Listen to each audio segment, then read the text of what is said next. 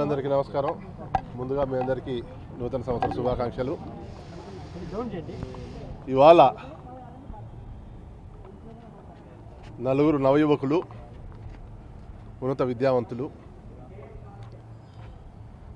ముందుగా చెప్పుకోవాలంటే అవినాష్, సినిమాలో ఉన్న కొత్తగా పరిచయం కాబోతున్న హీరో అవినాష్, ఒక ఉన్నత పోలీస్ అధికారి గారి కొడుకు, స్వయంగా ఐఐఎం బెంగళూరులో చదివి ఎంబీఏ పూర్తి చేసి ఉద్యోగరీత్యా మంచి స్థితిలో ఉన్న వ్యక్తి. వారికి తోడుగా ఇంకొక అబ్బాయి అవినాష్ రెడ్డి గారని, తాండూరు ఎమ్మెల్యే మనోహర్ రెడ్డి గారి కుమారుడు. ఇంకొకరు శంతన్ అని, ఇంకొకరు మా అబ్బాయి అంకిత్ రెడ్డి అని. వీళ్ళు కాలేజ్ రోజుల నుంచే, చెప్పాలంటే స్కూల్ రోజుల నుంచే బాల్యమిత్రులు వీళ్ళంతా.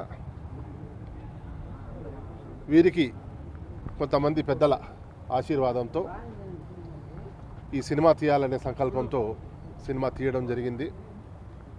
చిన్న సినిమా అయినా కానీ ఒక సామాజిక న్యాయం కోసం, సమాజంలో జరుగుతున్న అన్యాయాలను ప్రశ్నించడం కోసం, ఒక సామాజిక బాధ్యతగా ఈ సినిమా నిర్మాణం చేపట్టడం జరిగింది. అనుకున్న దానికన్నా కొద్దిగా ఆలస్యమైనప్పటికీ కూడా ఒక మంచి సినిమాను వారు తీయగలిగారు. ఇవాళ రోజుల్లో సినిమా చలనచిత్ర రంగాన్ని పరిశీలిస్తున్న వారు చెప్తున్న దాన్ని బట్టి ఒక సినిమా తీయడం ఎంత ముఖ్యమో ఆ సినిమాను విడుదల చేసుకోవడం కూడా అంత కష్టమైన పని. అది ఇవాళ చలనచిత్ర పరిశ్రమలో ఉన్న పెద్దలు కావచ్చు, వాళ్ళందరి ఆశీస్సులతో ఈరోజు ఈ చిన్న పిల్లలు చేసిన ప్రయత్నం ఇది. బాగానే ఒక మంచి టాక్ వినిపిస్తూ ఉంది. ఎందుకంటే ఇదేం మొదటిది కాదు. చలనచిత్రంలో కానీ, సాహిత్యంలో కానీ, సమాజంలో జరుగుతున్న అన్యాయాలను ప్రశ్నించడం మొదటి కాదు. కానీ ఈ సినిమా మాత్రం చాలా బాగా తీసినారని నా వ్యక్తిగత అభిప్రాయం. చూస్తూ ఉంటాం ఎన్నో సినిమాలను. తొలి ప్రయత్నంగానే ఆ అబ్బాయి చాలా బాగా నటించాడు. ఆ చిత్ర పరిశ్రమలో ఉన్న కొంతమంది ముఖ్యులు దీంట్లో నటించారు. వారందరి పెర్ఫార్మెన్స్ కూడా చాలా బాగా వచ్చింది. ఏది ఏమైతేనేమి ఈ పిల్లల ప్రయత్నాన్ని ఆశీర్వదించాల్సిందిగా మీ అందరినీ కోరుకుంటూ, ఏదైతే సమాజంలో ఉన్న వివక్ష, వీటన్నిటిని ప్రశ్నించే విధంగా ఇలాంటి సినిమాలను మనం ప్రోత్సహించాలని చెప్పి మరొకసారి మీ అందరికీ విజ్ఞప్తి చేస్తూ ఈ చిత్రాన్ని పెద్దగా విజయవంతం చేయాల్సిందిగా ప్రతి ఒక్కరిని కోరుతా ఉన్నాను. చిత్రం బాగా నచ్చింది. ఎందుకంటే ఆ అబ్బాయి అవినాష్ చిన్నప్పటి నుంచి చూస్తున్నాను నేను.